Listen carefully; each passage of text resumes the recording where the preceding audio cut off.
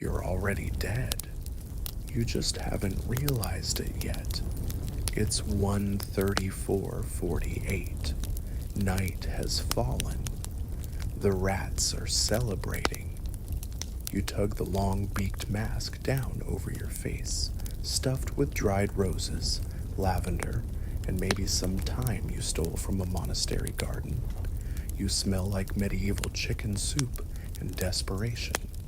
The scent is meant to keep away the miasma, the invisible foul air people believe carries the Black Death. Unfortunately, it doesn't. But don't worry. You've got layers, leather gloves, waxed cloak, a long wooden cane that's somehow supposed to protect you from the worst pandemic Europe has ever seen. Basically, you're dressed like a Victorian bird who moonlights as a fencing coach. You're a plague doctor, and you won't last the night. Your job begins at sundown, when the groans grow louder and the rats get brave. Your office is wherever someone screams, "My daughter is coughing up black bile," and points in a general direction. You arrive. People part like the Red Sea, not because they respect you, but because they think your very presence means death is already in the house. To them, you're not a healer. You're the final stamp on a human expiration date. Inside, it's dark. Candles flicker. There's that smell again. Not the herbs, but the rot beneath them. A man lies on a straw mattress, soaked in fever sweat, vomit, and fear. His eyes plead for help. You glance at your bag of tools, a rusty scalpel, a bottle of vinegar, a syringe the size of a dagger. You have no real medicine, just hope and vinegar. You pretend to examine him. You poke a swollen lymph node, the bubo, with your cane, like you're inspecting fruit at a market. He winces. You nod gravely, as if that confirms something. It doesn't. You just wanted to look like you knew what you were doing. You've been told that the mask keeps out the bad air. You believe it, at least you want to. But what you really feel is heat, moisture, the slow suffocation of leather straps pressing against your skull, while the smell of herbs slowly turns into the smell of you. You're sweating. A lot. And the mask doesn't hide your fear. It just fogs it up. Outside, someone lights a fire in the street to burn bodies. The flames glow orange against the dark. Your shadow stretches long and thin like a bad omen. You move to the next house. They say the death toll has reached 200 people per day in your town alone. But who's counting? The priest stopped last week. He's dead. The gravedigger's gone too, also dead. Most people don't get proper burials now anyway. Just mass graves. You can't even remember when you last heard someone laugh. A child watches you from behind a shutter. Her mother whispers that the plague doctor is here. The child doesn't blink. She already knows how this ends. You step into the next house. This one has 3 bodies, all cold, all gone. You don't touch them. You just scratch a mark on the door with a piece of charcoal. That's all anyone expects, a mark, like branding cattle or counting down the number of people still breathing. Your stomach growls. You forgot to eat again. But even if you did eat, you just throw it up. The smell of rot is stronger here. It clings to your cloak, to your gloves, to your soul. The mask doesn't protect you from that. You sit for a moment on a wooden crate. The sky is darker now, stars barely visible through the smoke. You pull out your little leather notebook and jot down your observations. symptoms include swollen buboes, fever, delirium, bleeding from eyes. You pause. You scratch that out. Too clinical. You start again. Everything hurts. Everyone dies. No one knows why. You close the book. You don't need to write more. Tomorrow you'll write the same thing. Or maybe you won't. Maybe tonight will be your last. You cough. Just once. A dry one. But still, you wonder how many other plague doctors coughed once and never stopped. A distant church bell tolls, not for prayer, just to mark the hour. Another hour survived, another hour closer to morning, another hour pretending you aren't already infected, but you are. You know it. The headache started yesterday. The chills came this morning. You told yourself it was just fatigue, that it was all in your head. But you know better. You're the doctor, and you're next. You slip back into the alleyway, heart thudding, the mask suddenly feeling like a tomb sealing you in. The smell of burning bodies still lingers in the air, mingling with the stench of urine and wet straw. Somewhere a dog howls, and you realize it isn't so different from your own ragged breath echoing inside that cursed leather beak. A sudden clatter draws your attention. You fumble for your cane and push yourself to your feet. A rat scampers across the cobblestones, bold enough to ignore the flames, perhaps driven mad by the plague like everyone else. You raise your cane as if to strike, then pause. The rat hesitates, head cocked, and for a moment you both stand frozen in the orange glow. Then it darts into the darkness and disappears. You wonder if that's how you'll go next, brave enough to keep walking, too weak to take flight. From the next doorway comes a soft sobbing. You approach, lifting the candle in your free hand. There, on a low bench, sits a woman rocking back and forth, clutching a ragged cloth. She glances up, eyes rimmed red, and you see the tiny body pressed against her chest. No more than a month old, wrapped in dirty swaddling. The baby's skin is mottled, gray where it should be pink, tiny limbs twitching with fever. You kneel, though your knees protest after hours on the hard street. You peer inside your mask at the child. You press 2 gloved fingers to its wrist, but feel nothing but heat and weakness.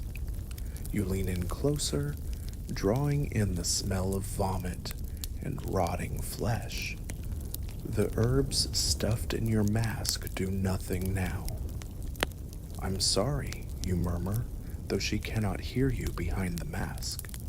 She lifts her face, and for an instant, you think you see hope, but she sees your eyes, or at least the dark sockets behind the glass lenses. Hope dies faster here than cold does in a frozen grave. You stand again and scratch a tally mark on the doorframe. 3 bodies tonight, 4 if you count the unborn. You try not to panic, but the tally feels like a countdown. The sky overhead is thick with clouds, the moon a pale ghost hidden behind ash. A chill wind stirs, and you draw your cloak tighter. You think of the monastery garden where you stole the thyme. Would the monks have cared if they knew you smelled like their sacred herbs? Probably not. The monks are all dead anyway, either from the plague or from despair. Further down the street, a lantern sways, and you realize it's your apprentice. Poor boy. He volunteered to help you, though no one actually taught him how to be a plague doctor. He only knew the stories. The feathers of the mask ward off evil. The cane keeps death at arm's length. You taught him how to scratch the marks on the door frames, mostly because it's something to do. He approaches you now, stumbling once, then glancing at his own shaken hands. You sense his fear because it echoes your own. You offer him the candle, the small comfort of light. He takes it with a trembling nod. Together you move on, two silhouettes against the flickering torches at the street's end. You reach a house where voices echo internally, laughter almost. You pause. Is it relief? Number inside, a family huddles around a table, each too weak to stand. Someone left a loaf of bread and a jug of wine untouched. You think of the monastery wine you once tasted. It was sweet, a mockery of joy in a world gone mad. You lift your cane and push open the door. The faces inside turn toward you. With each step, you feel the weight of their eyes, as if they're begging you to save them, even though you know there's nothing to save. You reach out with the bottle of vinegar and splash a few drops into each mouth. You call it a treatment. It's really just a bracing sip, a fleeting shock to wake the senses. One daughter spits it out, then coughs so hard she shatters a rib. You wince and step back. The mother screams. You wish you had gloves, thick enough to protect you from the grief that feels more infectious than any plague. You step outside again, bathed in moonless night. Your apprentice waits, candle guttering. He doesn't speak, there's nothing to say. You both know the score. Tomorrow, maybe tonight, will be worse. Your mind drifts as it tends to between houses. You remember a time before the plague, before regret was your constant companion. You remember a warm spring day when roses bloomed in that same monastery garden. You plucked a blossom, tossed it into your satchel, and thought yourself clever for knowing that scent might protect you. Now you could kiss that rose goodbye, its petals powdered into dust, its scent overwhelmed by rot. You sink to your heels on the cold stone. The apprentice sits beside you, candle between you like a fragile hope.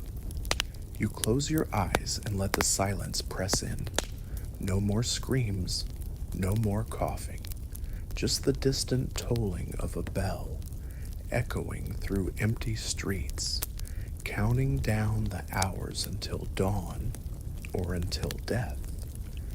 You breathe in deeply, as though you could draw strength from the night itself.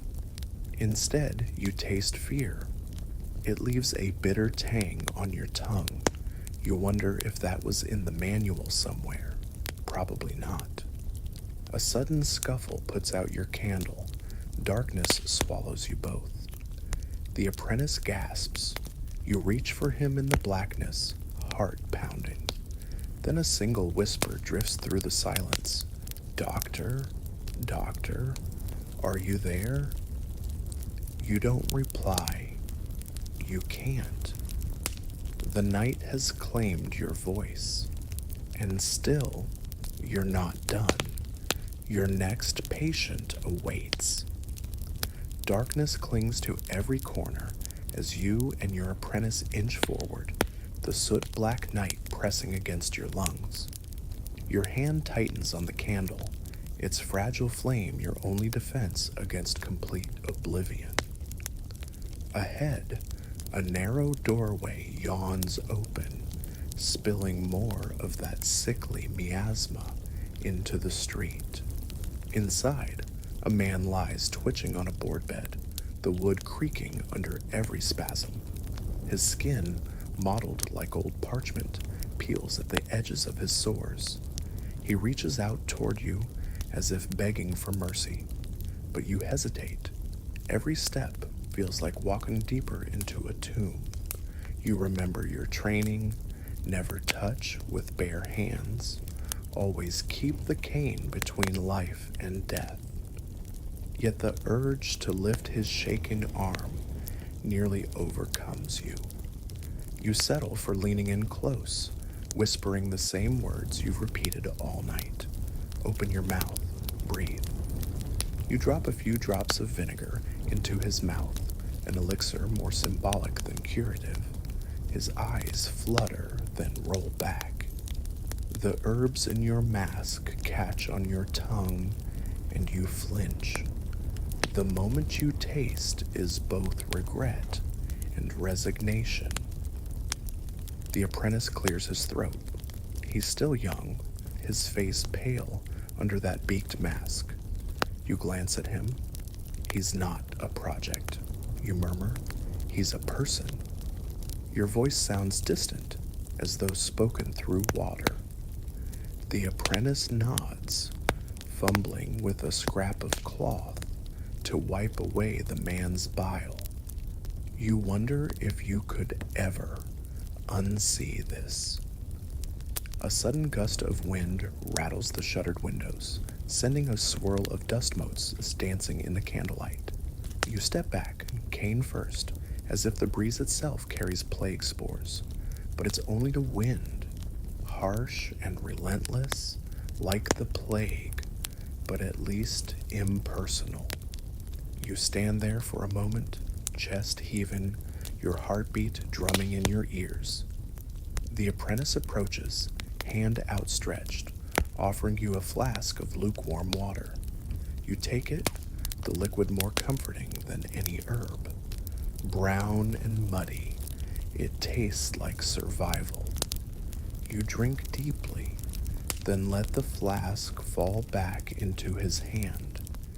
He trembles. You realize he's been holding his breath. You release a sigh that you didn't know you'd been holding. Behind you, the man's breathing slows, just a little, enough that you dare hope. But hope is a dangerous luxury tonight. You turn away, marking another tally on the wall with charcoal. 5 bodies claimed.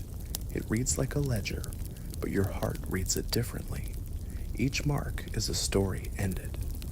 You imagine that one day, someone will mark yours, but not tonight. Tonight, you still have work. Your next destination is a cellar beneath a butcher's shop. The door is ajar, the stench unbearable, blood, rotting meat, and something fouler still. You warn your apprentice to stand back. You lower yourself through the gap, candle above your head. The stairs creak under your weight, and each step echoes like a cry from the grave. At the bottom, 3 bodies lie arranged as if discarded toys. One arm reaches toward a block where a cleaver still rests. You imagine the butcher's last moments, how fear must have roiled through him as the fever took hold. You kneel beside the nearest corpse, pressing 2 gloved fingers to its neck. No pulse. You close your eyes and whisper, "Rest now." Your apprentice descends, candle flickering so violently you wonder if it will survive this room. He places a hand on your shoulder. You grip his arm, thankful for the reminder that you're not entirely alone. Together, you scrape the charcoal from your pocket and leave a mark by each body. 8 more souls recorded. Your lungs protest as you stand and ascend the stairs. Somewhere above, you can hear a raven cawing, an omen in feathers. You wonder if death has its own soundtrack. You emerge into the chilled air of pre-dawn. The sky is still black, but the silhouette of the city darkens with anticipation. You pull off your mask and let the cool air wash over your face. The leather straps cut indentations into your cheeks, a scar made in hours. Your vision swims. You realize you haven't eaten, barely slept, utterly forgotten what peace feels like. Your apprentice stands beside you, eyes red but determined. He looks at you, and you see something in his gaze you thought you'd lost: trust.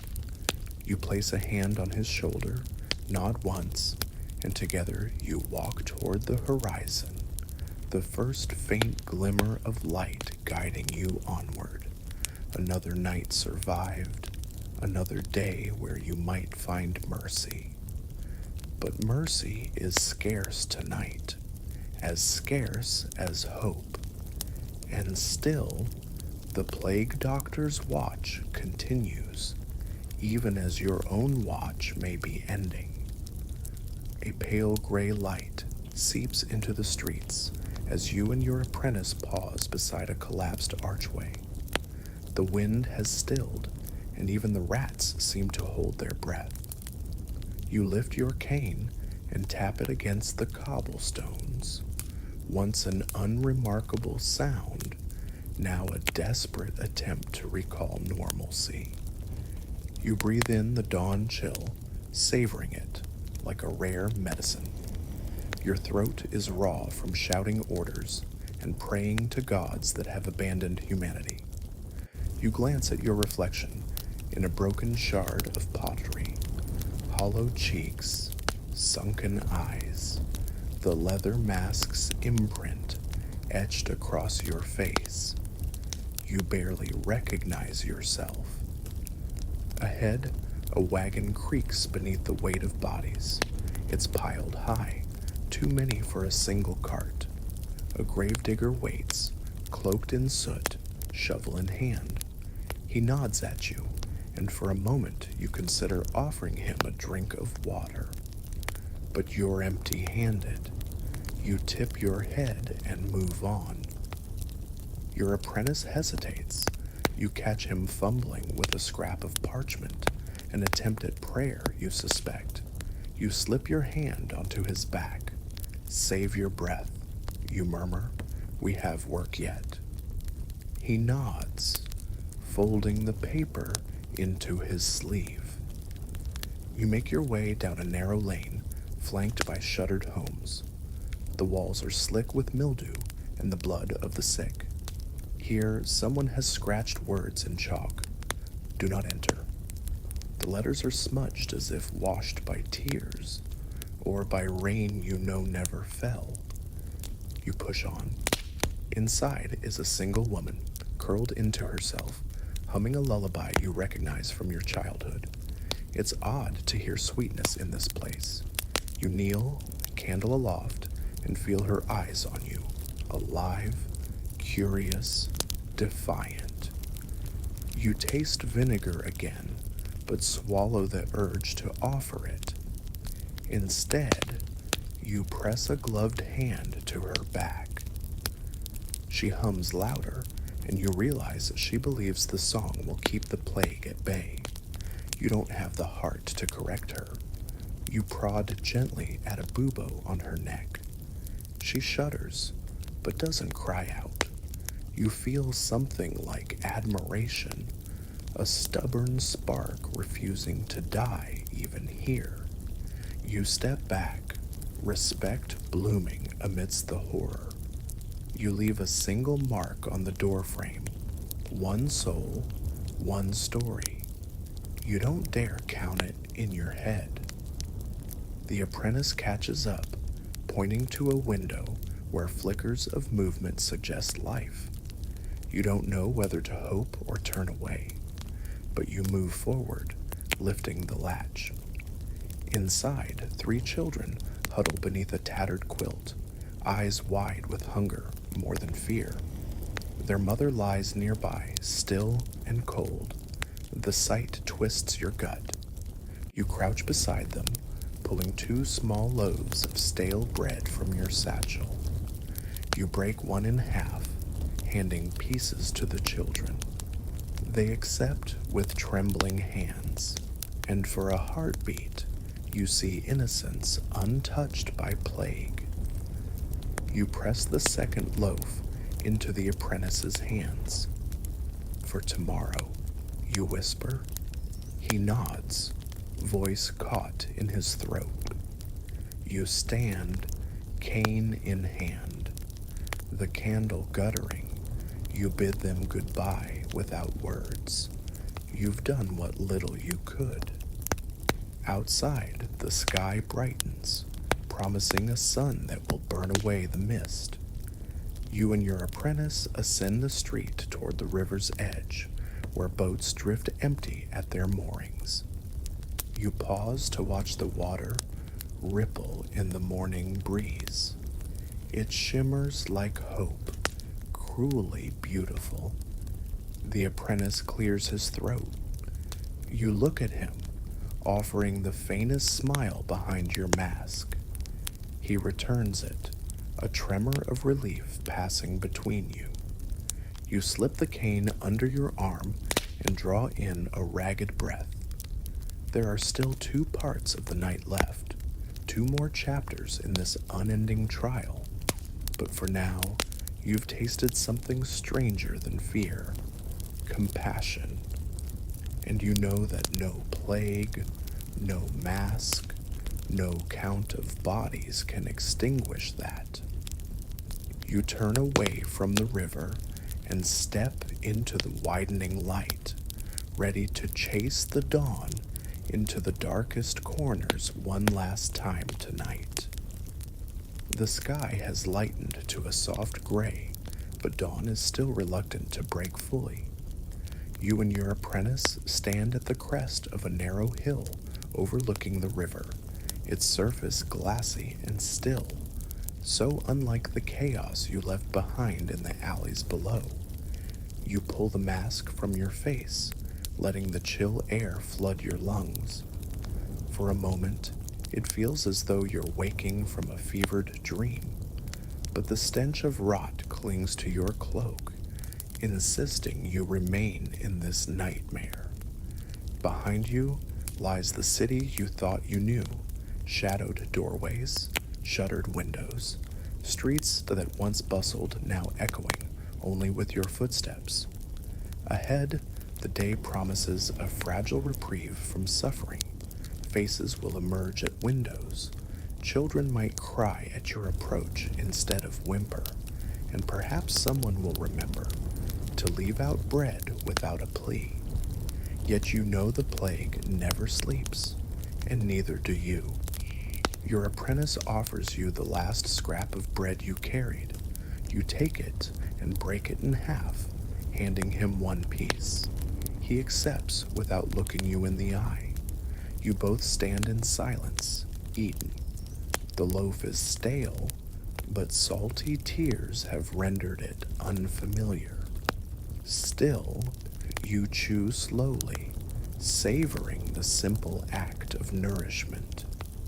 You straighten, cane in hand, and turn toward the city.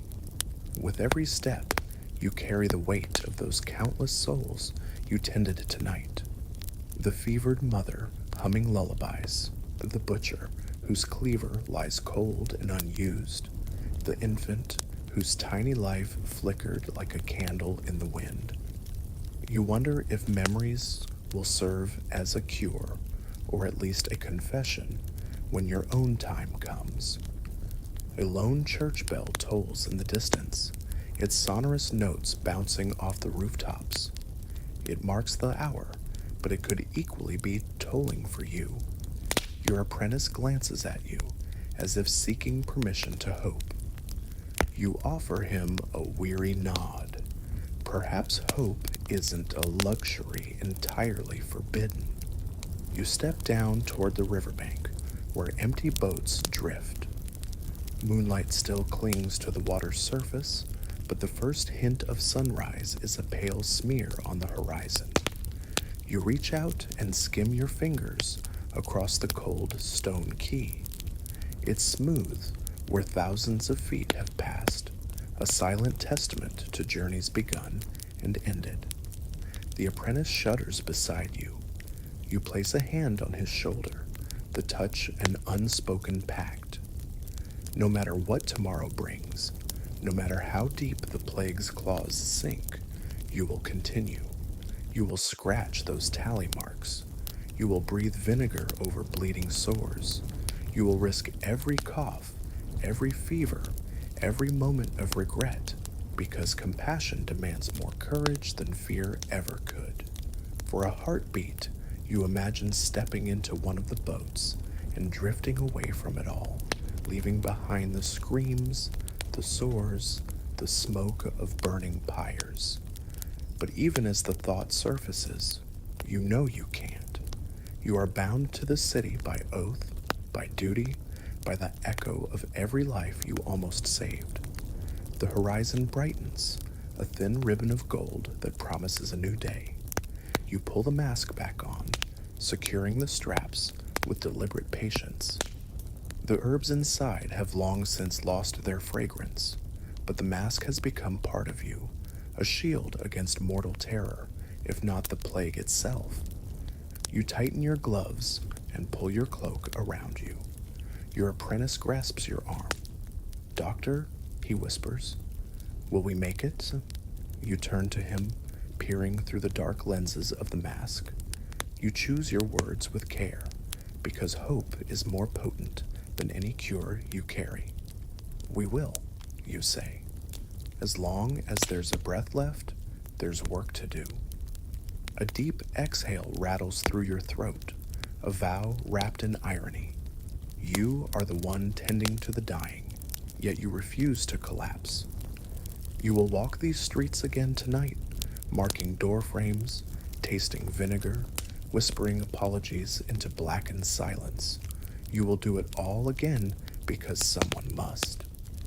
The city stirs. A distant voice calls across the river, perhaps a merchant welcoming first light, perhaps a child summoning a parent. It carries on the wind, fragile and determined. You lift your cane and step forward. Behind you, the river swallowed the last of the night's darkness. Ahead, the plague doctor's watch resumes. Why wouldn't you last a night as a black plague doctor?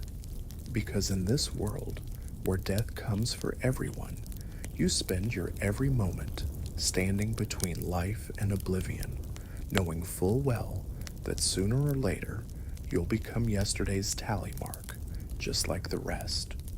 But until that final cough, you will endure. And in enduring, you defy the plague's claim on your humanity. You adjust your mask. The first rays of sun cut through the pale sky. And you march on. You've survived the plague by the skin of your teeth. Congratulations, you're not a plague doctor. Rest easy tonight, because the only buboes you'll feel are the ones in your nightmares. If you shivered, chuckled, or just couldn't stop listening, drop a note in the comments telling me where you'd rather be stuck next. Smash that. Like if you made it through without tossing your cookies, subscribe and ring the bell so you never miss another night of medieval misery, and share this with anyone who could use a reminder that at least they're not crawling through rat-infested alleys in a bird mask. Until our next twisted bedtime tale, sleep tight, just don't snore too loud.